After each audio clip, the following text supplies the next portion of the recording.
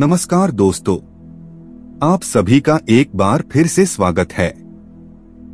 आज हम आपको बताएंगे कि मनुष्य का भाग्य कब लिखा जाता है।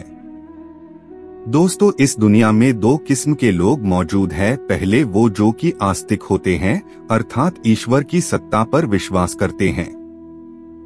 ऐसे लोग भाग्य पर भी विश्वास करते हैं, लेकिन कुछ लोग ऐसे होते हैं जो कि नास्तिक होते हैं, अर्थात वो ईश्वर पर विश्वास नहीं करते हैं। ऐसे लोग भाग्य पर भी विश्वास नहीं करते हैं। दोस्तों, यदि देखा जाए तो सब कुछ ईश्वर के द्वारा पहले से ही निर्धारित होता है।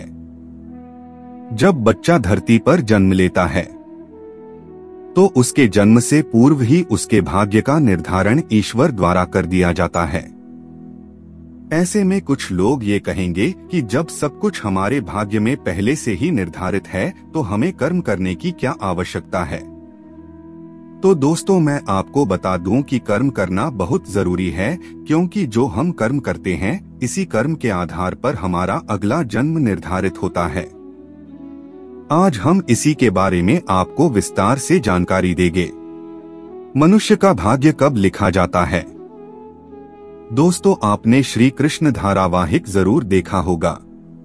कंस की मृत्यु की आकाशवाणी पहले ही हो चुकी थी, जिसमें कहा गया था कि देवकी के गर्भ से स्वयं भगवान जन्म लेंगे, जो कि देवकी का 8वां संतान होगा और उसी के हाथों कंस का वध होगा।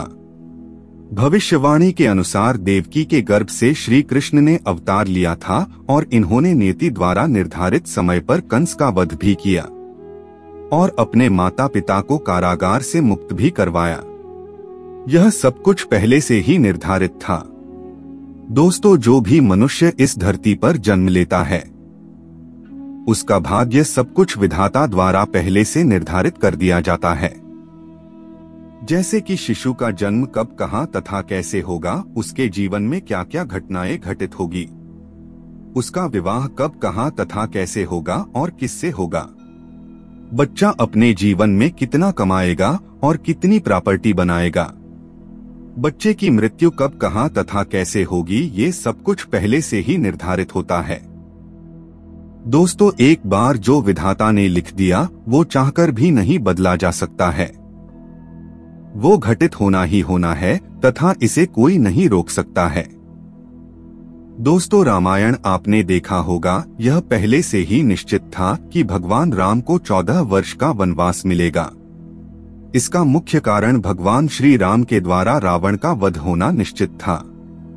दोस्तों, एक बात का ध्यान रखिएगा कि आप अच्छे या बुरे जैसे भी कर्म करते हैं, इसी के आधार पर आपका अगला जन्म और भाग्य निर्धारित होता है। हमारे हिंदू धर्म शास्त्रों में कर्म को प्रधान कहा गया है, क्योंकि बिना कर्म के भाग्य कहाँ बनता है। मनुष्य जीवन का असली उद्देश्य उस परमपिता परमेश्वर को प्राप्त करना है। यदि आप उस परमेश्वर को प्राप्त कर लेते हैं तो आप 84 के चक्कर से मुक्त हो जाएंगे। साथ ही साथ आप हमेशा के लिए जन्म मरण के चक्कर से मुक्त हो जाएंगे। आपको दोबारा इस मृत्यु लोक में जन्म नहीं लेना पड़ेगा, क्योंकि आपकी आत्मा उस परमपिता परमेश्वर में विलीन हो जाएगी, जिससे आपको मुक्ति मिल जाएगी। इसीलिए हमें हमेशा अच्छे कर्म करने चाहिए। हमेशा हमें दूसरों का भला करना चाहिए। यदि आपके नजर में कोई गरीब है, दीनहीन है, तो उसकी हमें मदद करनी चाहिए। ब्राह्मण और साधुजनों का हमें आदर सत्कार करना चाहिए। हमेशा हमें ईश्वर की पूजा करनी चाहिए। उसका प्रतिदिन हमें सुमिरन करना चाहिए, जिससे ये हमारा मानव जीवन सफल हो सके। लेकिन एक बात ध्यान रखिएगा, यदि आप बुरे कर्म करते हैं, लोगों को सताते हैं या लोगों को आप परेशान कर रहे हैं, तो आपको उसकी सजा इसी जन्म में भोगना पड़ेगा। मैं आशा करता हूं कि हमारे द्वारा दी गई जानकारी आप सभी को बहुत ज्यादा पसंद आई होगी। पसंद आई हो तो वीडियो को लाइक करें, शेयर करें और चैनल को सब्सक्राइब जरूर करें।